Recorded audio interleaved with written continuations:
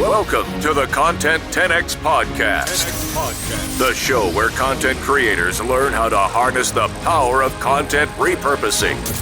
And now, your host, Amy Woods. Hello and welcome to this week's episode of the Content 10X Podcast. I'm your host, Amy Woods, and in this week's episode, I'm going to be talking all about how you can stay consistent with your content via the power of content repurposing during times like the summer, when you may have a bit more of a challenge when it comes to staying consistent. So at the time of recording this podcast episode, it's actually the 1st of July today as I record it, and it'll be going out on the 11th of July. So it's the summertime. People are taking a break. People are going on vacation. If you have kids, you're likely taking some time off with them over the summer period. If you don't, you might still be taking a break. And also, if you manage a team, you most likely have people within your team that want to take a break over the summer period as well. So it's a time when it can be a mixture of taking breaks and having vacation time, but also being very busy as we cover for others as well and cope with being a man or a woman or many men and women down in our business. So it can be overall a tricky time to stay consistent with your content. So if you have a weekly video show or a weekly podcast, then similar to the festive period and New Year, when it's another challenging time for staying consistent, there are challenges, and I'm here in this episode to talk you through 3 ways that you can repurpose content to get through those periods without creating too much new content, but staying consistent with your content schedule. Now, I would always advise to batch record content as much as you can and create content as far in advance as you can, but it's not always possible to do that really far in advance.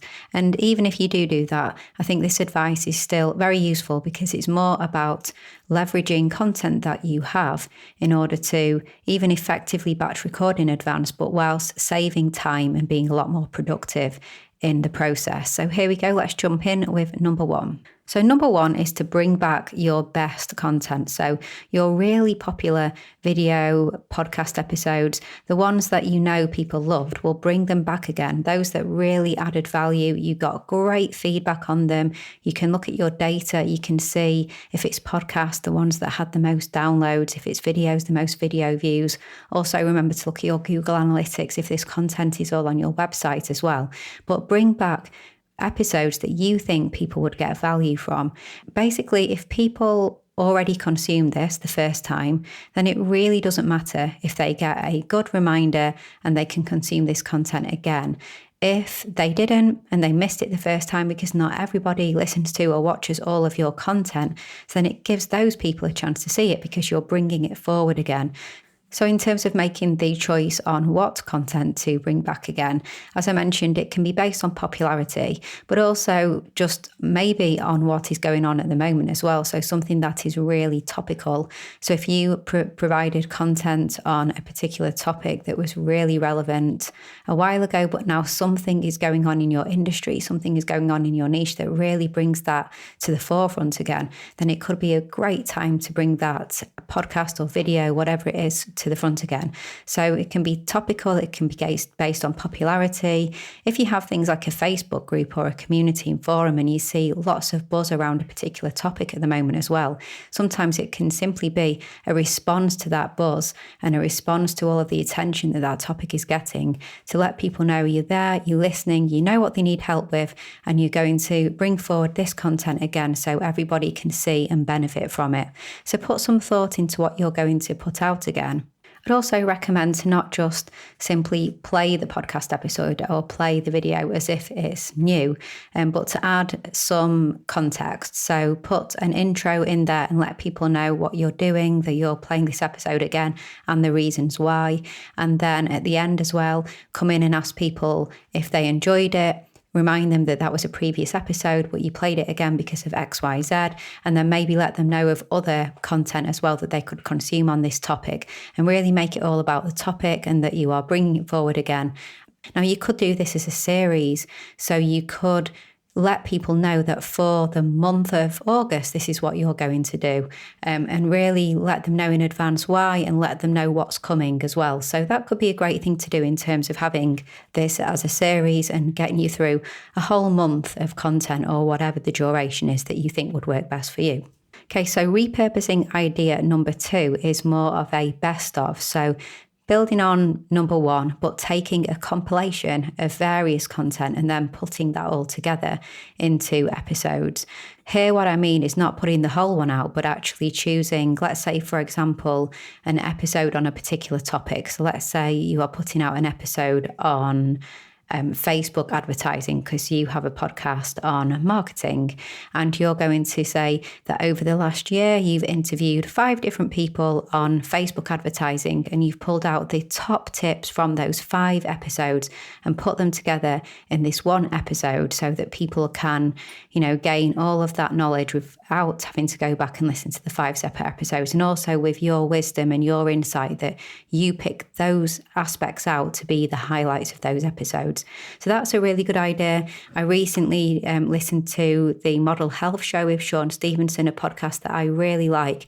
And he actually does that quite often. It works really well because he'll provide a little bit of context as to why he's chosen each clip and then bring those clips back from the past. And most of the time I didn't hear the episodes that he's referring to in the past because I don't always catch all of them. So it's really, really useful. So you could do what Sean does and provide that context with each clip. But otherwise, as I mentioned previously, you could just top and tail it with an intro and an outro. Let people know what you're doing. Let people know that this is a best of. And at the end, maybe remind people what that was all about, why you did that.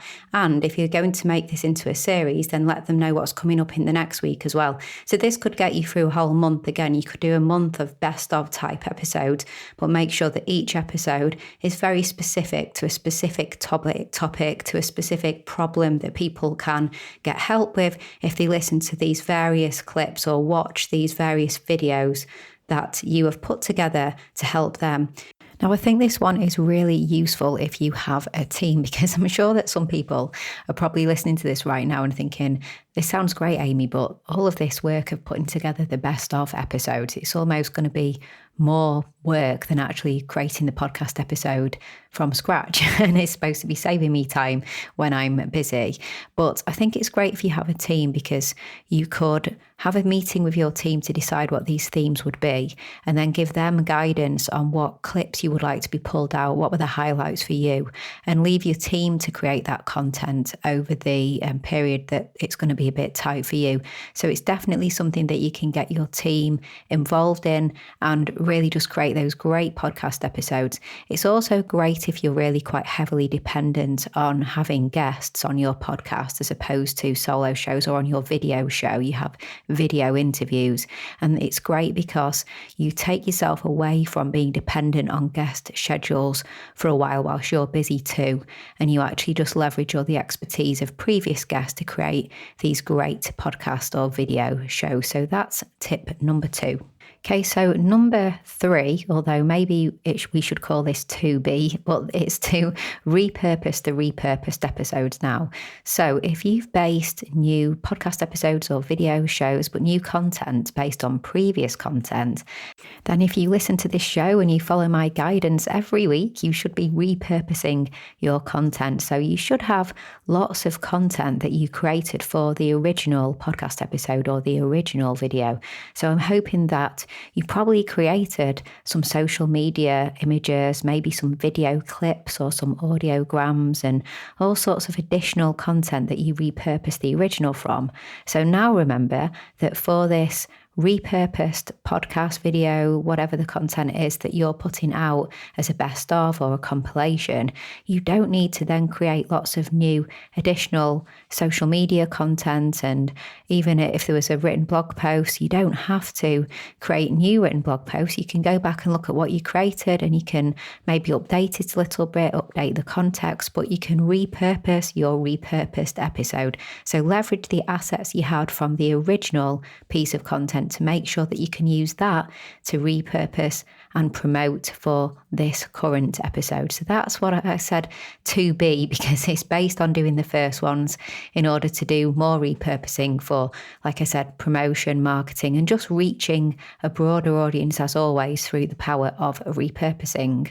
Now, since I called that 2B as opposed to 3 fully, I'm going to give you another tip on how to get through busy periods by not necessarily creating new and unique content yourself, but still being able to stay consistent with your content.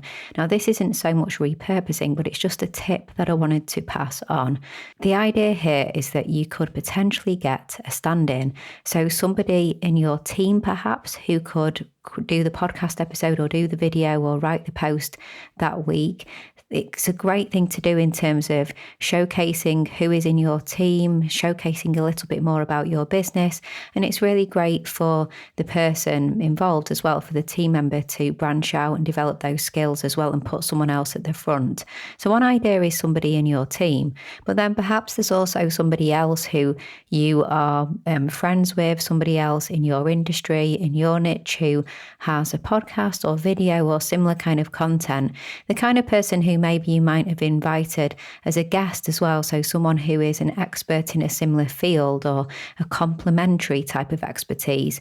And maybe you could do reciprocal arrangements where you cover shows for each other, just occasional and only if it makes sense for you and your show and your content. But maybe you would be able to cover for each other and get some guests to take the lead on your content. Now, as I said for the first two, tip 1 and tip 2, I think it'd still be really good to record an intro, explaining what's going on, explaining what you're doing that week, why you actually have someone who's going to be hosting that week for you.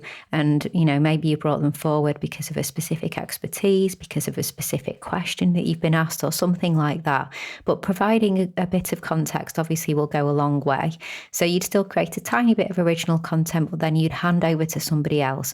And then if you go the guest route as opposed to the team member route, then you can do something reciprocal for them as well. And this is great for getting in front of other people's audiences and vice versa as well. So it can be a win-win type situation.